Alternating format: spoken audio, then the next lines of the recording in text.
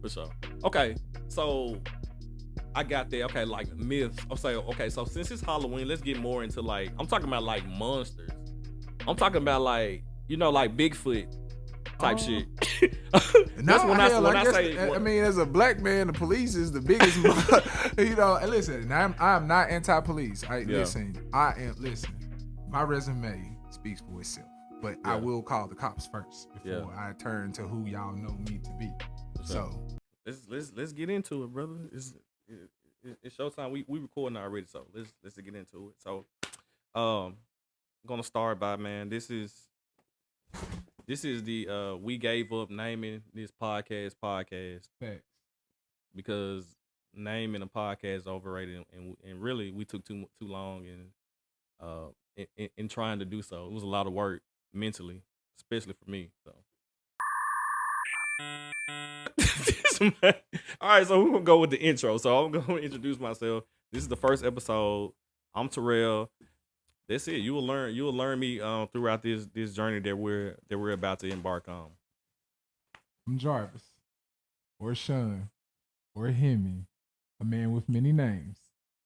Yeah, we definitely. It's been years in the Mm-hmm. making. Um, just two friends. We share a lot of ideas. We share a lot of differences. Decided that we were gonna do this podcast. A lot of general information. Nothing specific, but a Mm-hmm. lot of facts and opinions that might vary and differ. Yeah, for sure. So let's get into it, man. So for a brief rundown of the show, so we're gonna talk about this is local news. So Huey's is a local restaurant, and basically dating discussion, dating discourse again about money and preferences and all that. So we're gonna do a brief rundown on that. We're also gonna tackle the Lil Durk situation Right. because tell us more about that. A little, just give us a little Um. synopsis about that. Well, of course, OTF Records and Lil Durk members were indicted for murder for hire Mhm. for one of Quando Rondo's associates in LA. And what we're going to talk about is I'm Yeah, not we going gonna yeah we gonna get into it, and then the last thing to end the show, we're gonna discuss Black urban legends. right things that you have heard in your community or nationwide about things that happen in black neighborhoods as far as horror, like of course, like Candyman, etc. So For sure. So with that being said, no further ado, let's get into it. So the first thing we're gonna talk about is the Huey's thing, the Huey's discourse. So brief background, if you haven't heard about it, for the people. So Huey's is a restaurant, local restaurant in Memphis, and it's like a bar slash little tavern slash little kind of, yeah. I wouldn't say greasy food. I wouldn't say it's like a dive bar, but greasy. I mean, yeah, the food's a little greasy or whatever. So, there was a Facebook post that a young lady made. Basically, a guy was asking to take her to Huey's on a first date, and she declined. Basically, was saying that she was. I wish I had my phone with me, but it is what it is. Yeah. But basically, she declined the date. Saying that she's basically too good for Huey's. I ain't gonna say she's too good because that sounds like I'm framing it. You know what I'm saying? Right. And I don't want So, I don't want to frame it. Okay. so I feel like originally when it's kind of like everything else. Like when you see the original post and then it spread, Mhm. a lot of misinformation happens. Um, I don't think it was necessarily the young lady was saying she was too good for Mhm. Huey's. Correct. More so is if you ask me how I want to be courted, I give you exactly how I want to be courted, and then you Mhm. decide that you want to do something different. That was the initial issue, Okay. and I think that pick me culture uh really took place in a lot of it. A lot of women were saying How so? What were the pick me comments that you saw? I feel like so initially like, I like Huey's. Mm-hmm. That's the first thing. Yeah. And or the men that tend to try and humble women with their pockets, saying that you should be happy that you're being dated, or Mm-hmm. you're ungrateful because Huey's is not somewhere that you want to go on a date. Right. Um, are we talking about opinions or are we talking about facts? So what's the fact in there? I mean, okay, so I saw the same thing you saw. A lot of women saying, "I like Huey's." Right. You know, we can go to Huey's on the first date. That's where I met my husband at, or whatever. So Right. and men saying, yeah, basically what you said, that she too good to go to Huey's. But I'm just gonna give my take on the situation. So um I really didn't see a problem with what she said because people have preferences, right? You know what I'm Right. saying? If she doesn't want to if she doesn't want to eat at Hughes, she doesn't have to eat at Hughes. She want to go to a different restaurant. She want to, go to Ruth Chris on the first date. That's her prerogative. You know what I'm saying? And it's also, I feel like we insert ourselves into discussions when it About really us. doesn't need to be, insert, because I like Huey's. Yeah, That's don't fine. internalize somebody else's situation. Exactly. Like, that's fine that you like Huey. So it was a lot of it. I wish I had the comments up so we could go Yeah, through I them. ain't But necessarily want to get in the comments because yeah, I listen as a man. Like from one, this is a time that our opinions will not differ. Because me personally, Huey's is not somewhere I'm going to go. yeah, I'm not saying that I've never eaten Huey's. I'm not saying that I didn't have an enjoyable meal at Huey's. What I'm saying is preference wise. I can run down several low grade restaurants. I eat at Chili's before I eat at Huey's. I wouldn't eat at Applebee's at all. same facts. Right.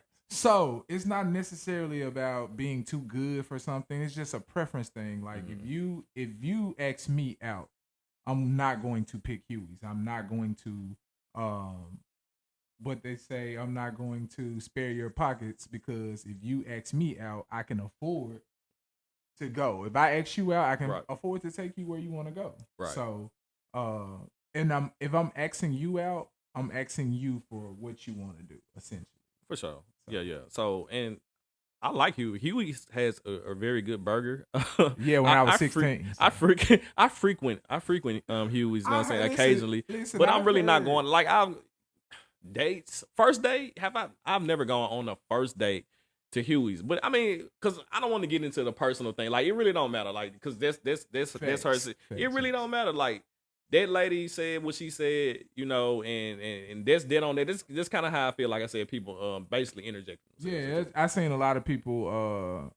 Like I said, they internalizing dating. Like, and the reality of it is know who you're courting, Mm-hmm. know who you're trying to court, Right. and vice versa. Like, Yeah. you might find a guy attractive. Like, listen, when you like someone, you tend to put up with a little bit more than you wouldn't put up with Mm-hmm. when you don't like someone. So Yeah. again, I don't stop rushing to be in people's spaces.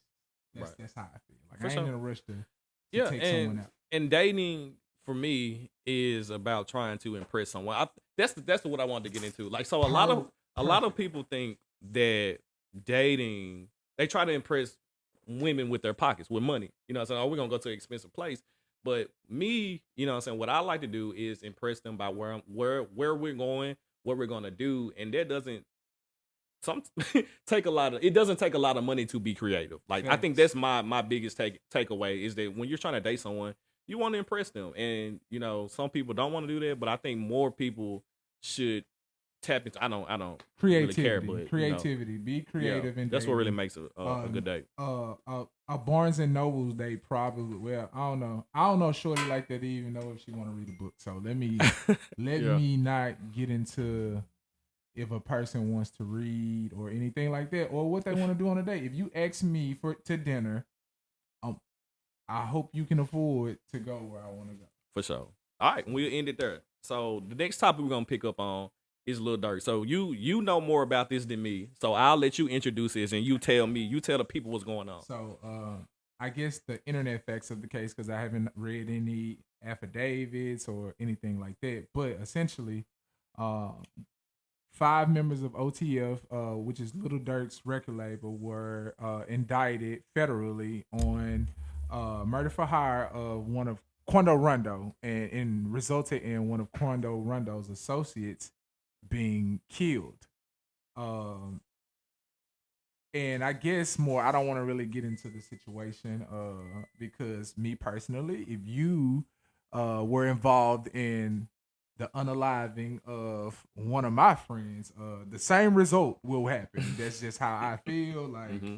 We ain't got to go into that. You know, do I feel like Dirk was right, wrong, etc. We ain't got to get into that. Now, also in one of the situations, I'm hearing that one of his friends wore a wire in there, and this is more about what is the obligation to you as a friend? Like, do you protect your friend? I think that's a better discussion, That's right? the discussion Yeah. I want to have. If me and my friend commit a crime together and I get caught, I feel like I gotta deal with that by myself. I'm not going to implement or implicate someone else. Right.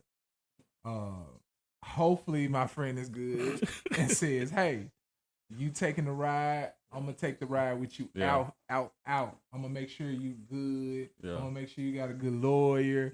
I'm gonna make sure I kind of take care of the business I can for you. Like Right. especially in a situation like that, Dirk is a multi-million. Right. He's the money man in there. Got to take care of the money man. Reminds me of like the Vic situation, you know, with the Oh dog yeah, that was fighting ring. You know what I'm crazy. saying? Right. So you know his friend could have took the fall or whatever. I'm not sure about all the particulars of the case, but you know it's I know it, and it sounds good in theory to say, Man. oh, you're gonna take the fall. Man, You know, JC's talked about Emery for years. We didn't even know who Buddy was. I wanted to say, but we didn't know who he was. But we heard Emery never told.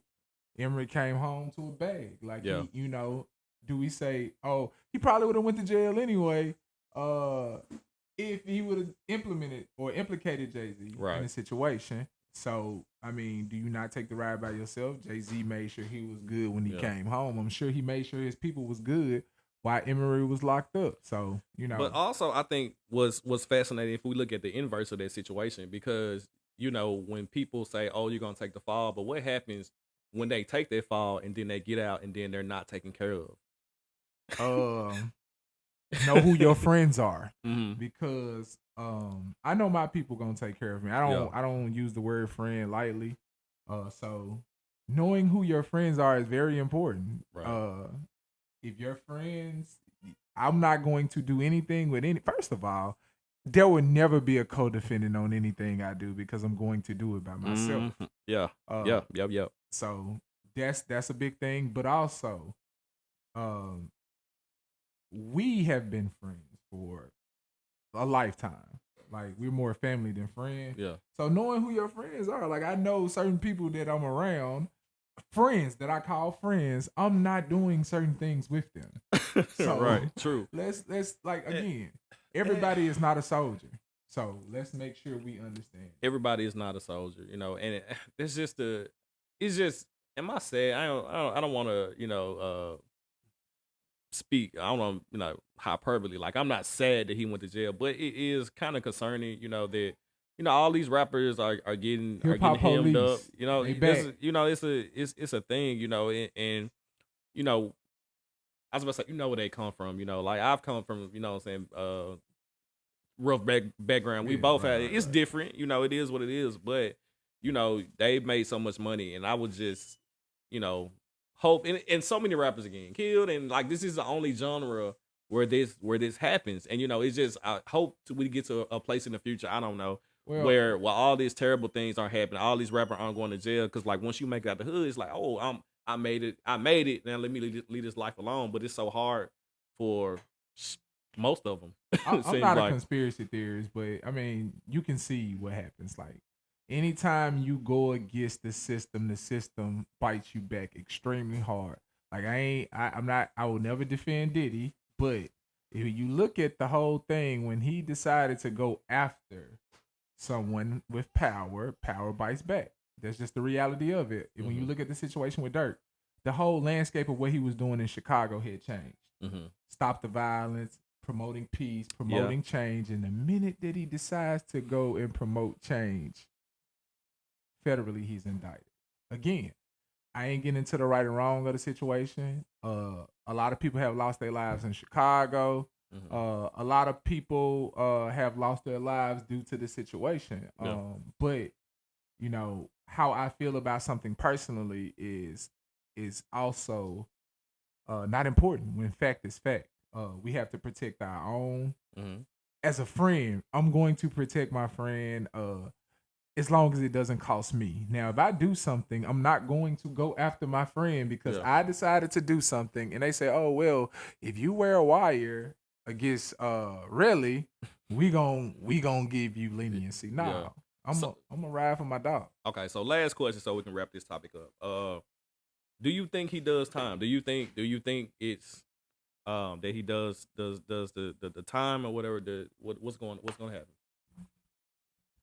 Me personally, yeah, I don't see him getting out of it. I think the laws need to change the way um a friend should not be able to walk in a room with a wire. Hmm. No one you love or no one that's important to you should be able to walk in the room Mm-hmm. and put a wire on you. Yeah, That's how I feel. for sure. All right.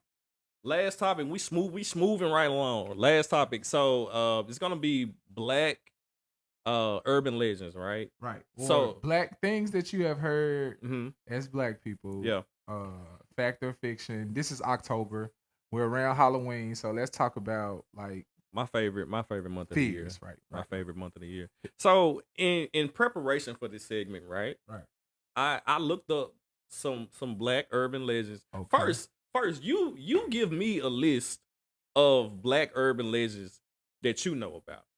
One, I'm gonna say this, because I'm sure. And it gotta be black. Like Nah, I ain't this is talking what black people is it have black? heard. This is Is this local? Is this local or what? Is this nah. This is one that's nationally. let's I'm go. sure. Let's All go. So this one of the myths that I've heard that I know for a fact is a lie is if you ride with your interior lights on in the car, you're Mhm. going to be pulled over by the police. That is not real. I am a truck driver for Mhm. career. Yeah. I do it all the time, especially when Yeah. I'm a little tired. I'm like, let me turn these Yeah. lights on for a little bit. But no, you can ride with interior lights on in the car. You are safe. For sure. Okay. So I got there. Okay, like myths. I'll say, okay, so since it's Halloween, let's get more into like I'm talking about like monsters. I'm talking about like, like Bigfoot type Oh. shit. That's No, hell, when I I guess. say I mean, as a black man, the police is the biggest. And listen, I'm not anti-police. Yeah. I am. Listen, my resume speaks for itself, but I Yeah. will call the cops first before Yeah. I turn to who y'all know me to be. For sure. So yeah, So like I was saying, I wanted you to say so black urban legends. I'm talking about like little Candyman. months. I mean, that's a Candyman. movie. That's a movie. I'm Well, talking no, about. no. Fact. Mhm. Candyman actually derives from a place in Chicago. Okay. Um, That's what that's what I'm talking about. Let's get All into right, so to those type of things. the fact right? of Candyman, right? All right, so a lady in Cabrini Green Projects was killed by two burglars. Mhm. They climbed through her mirror. In Cabrini Greens, the apartments were back to back, had like a little small Yeah. breezeway between the apartments where the maintenance crews worked. Two guys broke in, killed the old black lady. So this is black on black violence. Yeah. In Cabrini Greens, where the police rarely showed up. In Chicago, it was a housing project. This lady was killed there brutally, and that's where the myth of Candyman started. Got you. Okay. So, Okay. Besides and I like what that, they did with the movie, the new movie. Like I still need to watch that. you I should haven't watch I it. You should haven't watch got it. You should watch it. So a lot of I did some research, some some what we got like the AI stuff and chat Right. box, and I like to look it up and I googled it. I tried to find specifically black urban legends, and a lot of we do have some, but a lot of them like derive from like West African culture and Right. Haitian and all that. But I wanted to do like specifically um black American, like black, and we don't really have that many urban legends. So I looked up one, right? All right. And well, not one. It was a list, and it said like the hitch the hitch like it's so generic. Like it's like the hitchhiker on the side of the road. Like that's what they like the ChatGPT Gotcha. resource gave me. So of course I went and Googled it, right? Right. It's just they're just really not. It's like okay, it's basically what I'm trying to say. It's plenty of stories around people who got lost hitchhiking from different parts of the world, and it's not just for us for like Black America. Like what is it? Like I mean, we lacking. neighborhood specific. Like I guess, like I remember, like personally, like a Don't say guy. Bloody Mary now. Nah, not Bloody Mary. It was a guy like riding around like just on some weird shit. Like, I mean, straight weirdo. And I'm sure like I've Right. heard this story from other people in my neighborhood, Yeah. and I know it to be a fact because we had the same guy in the red car. Tells you about these sexual encounters he's had with these women. Basically, he was trying to get you to get in the car with him and leave. Drove Yeah. like a red Cadillac, and I Okay. know for a fact I've heard this from two other people for sure. One stayed in the apartment complex. This is one of our other friends, Okay. but he had the same tale, and I know for it to be a fact because that guy approached me too as a child. Oh, Because did as he? a man, you know, Yeah. and no That's man crazy. having no conversation with me like that. Period. So, All right. Yeah. But I feel okay. so I don't know. Like, I guess I mean, you know, we can expand like Mm-hmm. about myths. Yeah. Like, so things that you think are myths. Things that I think are myths. Right. I mean, in regards to what? Life. Like, I mean, just everyday things that you have heard that Tommy Hilfiger, right? Okay. All right. I know where you're going with this. Okay. All right. So, you know, black people, us, we used to rock Tommy in the 90s. I put on making a little comeback. Yeah, Making a little comeback. listen, I rock Tommy Hilfiger right now today. Yeah. Anyway, Tommy Hilfiger doesn't want black people wearing his clothes. They said that he said that on Oprah Winfrey. Right. It is not an episode on Oprah that Tommy Hilfiger said that he did not like black people. Now, I'm sure. Or, you know, I ain't gonna say I'm sure, but you know, I will bet good money that, you know, conversations amongst fashion heads says these things, but in fact, Tommy Hilfiger was one of the first brands that promoted black models. Right. So, but it's never been said. That is a fact. Right. So, that's what's up, man. All right, we're gonna leave it. We're gonna end it right there, man. So, you know, this is the first episode. Yeah, this a filler. This is just a little taste of what's to come. Right. You know what I'm saying? So, thank you for watching or listening or however you consume this. Again, this is We Gave Up Naming This podcast. Right. I'm Terrell. Y'all should have heard some of them names we came up with first. This man said wet mics. The wet mic. Listen, it was funny because it was just like the wet mic podcast. Like, nah, I mean, you know, that would have been a little weird. It is what it is, bro. Hey, look, we out, man. We out of here. We'll catch y'all next time.